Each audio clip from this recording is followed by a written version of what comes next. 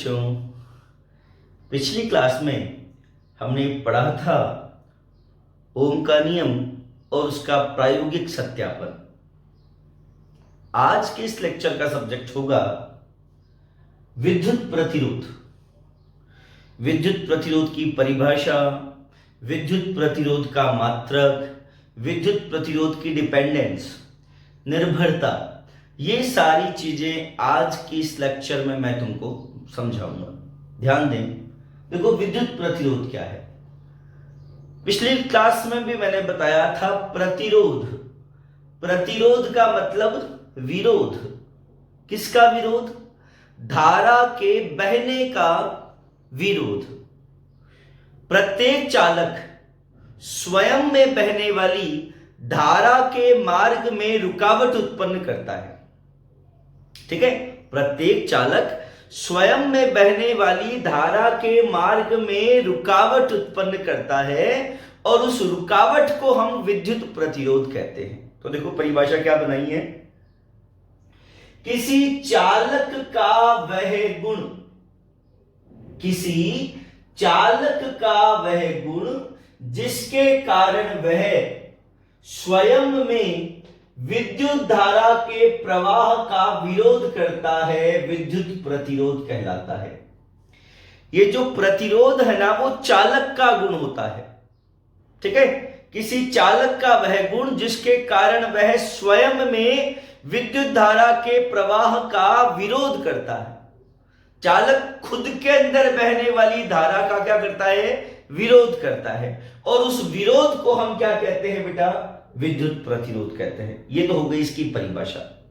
ठीक है। अच्छा बेटा, हमने ओम का नियम पढ़ा था, V समानुपाती I। ये आया था ओम के नियम में, है ना? V समानुपाती I या V बराबर RI। R एक समानुपाती नहीं आता है ना? तो ओम के नियम से V बराबर IR। तो R बराबर क्या आ जाएगा बेटा? R बराबर V बटे I। R बराबर V बटे I। ठीक है। अच्छा, ये जो है विभवांतर, ये है धारा। ये दोनों अदिश राशियां होती है, बता चुका हूं मैं तुमको। विभवांतर भी अदिश राशि होती है और धारा भी अदिश राशि होती है। तो प्रतिरोध भी कौन सी राशि है? अदिश। तो यह एक अदिश भौतिक राशि है। ठीक है। अच्छा, मात्रक देखें। देखो, विभवांतर का मात्रक क्या होता है? वोल्ट। और धारा का मात्रक क्या होता है? एम्पियर। तो प्रतिरोध का मात्रक क्या हो गया? वोल्ट बटे एम्पियर। वोल्ट बटे एम्पियर, या इसको ओम भी बोल सकते हैं। और ये ओम का संकेत है। ये ओम का संकेत है। इस संकेत को बोला जाता है बेटा ओमेगा। ओमेगा। ठीक है। अच्छा बेटा, आगे चलते देखो, किसी चालक का जो विद्युत प्रतिरोध होता है वो किस किस चीज पे डिपेंड करता है? देखिए, प्रतिरोध चार चीजों पे डिपेंड करता है। सबसे पहला डिपेंडेंस है लंबाई पर, है ना? और लंबाई पर कैसे है कि प्रतिरोध जो है वो लंबाई के क्या होता है? समानुपाती होता है। प्रतिरोध लंबाई के समानुपाती होता है। मतलब लंबाई बढ़ती है तो प्रतिरोध भी बढ़ता है। और इनके बीच में ग्राफ बनाए ना बेटा, वो देखो ग्राफ ऐसा बनेगा, है ना? जैसे इस ग्राफ के ऊपर मैंने वही पॉइंट ले लिए, दो, एक यहां ले लिया, एक यहां ले लिया। इस पॉइंट पे भी x अक्ष y अक्ष को मिला दिया, इस पॉइंट से भी x अक्ष y अक्ष पे लंब खींच दिए मैंने। अब पहले पॉइंट को देखो आप। पहले पॉइंट के लिए लंबाई कम है तो प्रतिरोध कम है। लंबाई कम, प्रतिरोध कम। फिर लंबाई बढ़ी, लंबाई बढ़ी तो प्रतिरोध भी बढ़ गया। मतलब लंबाई बढ़ने पर प्रतिरोध बढ़ता है। इसका मतलब प्रतिरोध लंबाई के क्या होता है? समानुपाती होता है।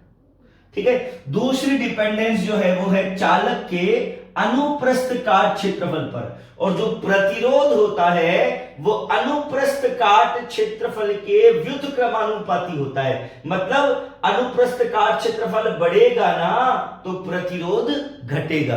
और मैंने बताया था अनुप्रस्थ काट क्षेत्रफल क्या होता है। जैसे ये तार है, मान लीजिए ये चालक तार है। अब ये चालक तार, ये जो वृत्त आपको दिख रहा है, इस वृत्त का क्षेत्रफल, है ना, ये क्या कराएगा? अनुप्रस्थ काट क्षेत्रफल। कहने का सिंपल मतलब ये है बेटा कि तार की मोटाई, ये तार की मोटाई जितनी ज्यादा होगी ना, तार की मोटाई जितनी ज्यादा होगी, तार का विद्युत प्रतिरोध उतना ही कम होगा, है ना? क्षेत्रफल ज्यादा तो प्रतिरोध कम होगा, क्योंकि ये क्या है, व्युत्क्रमानुपाती होता है। देखो इसके बीच में ग्राफ ऐसा बना है ना, देखो इस पे भी मैंने ये 2 पॉइंट ले लिए, दोनों पॉइंटों को मैंने एक्स अक्ष वाई अक्ष से मिला दिया, लंब खींच दिए दोनों पॉइंट से। अब पहले पॉइंट की बात करते हैं, इस पॉइंट की। इस पॉइंट के लिए देखो एरिया, क्षेत्रफल कम है, क्षेत्रफल कम है तो प्रतिरोध ज्यादा है, क्षेत्रफल कम प्रतिरोध ज्यादा। फिर दूसरे पॉइंट के लिए देखते हैं, क्षेत्रफल बढ़ गया, क्षेत्रफल बढ़ गया तो प्रतिरोध क्या हो गया, घट गया। सही है, ठीक है। पहले के लिए क्षेत्रफल कम प्रतिरोध ज्यादा, फिर क्षेत्रफल बढ़ा तो प्रतिरोध घटा, मतलब क्षेत्रफल बढ़ने पर प्रतिरोध घट रहा है, मतलब प्रतिरोध क्षेत्रफल के क्या होता है, व्युत्क्रमानुपाती होता है ना। ये 2 डिपेंडेंस अपन आगे पढ़ेंगे। एक बार आपको याद करनी है, यहां पर चालक के पदार्थ पर डिपेंड करता है और ताप पर डिपेंड करता है। ये दोनों डिपेंडेंस बहुत विस्तार में मैं आप लोगों को आगे बताने जाऊंगा, ठीक है। अच्छा बेटा, अब आता है तुम्हारे 1 ओम की परिभाषा, ठीक है। जैसे पहले मैंने आपको 1 एम्पियर की परिभाषा बताई थी, पहले मैंने आपको 1 वोल्ट की परिभाषा बताई थी, उसी तरह से आज आ रही है 1 ओम की परिभाषा। देखो क्या परिभाषा बनती है, ध्यान देना।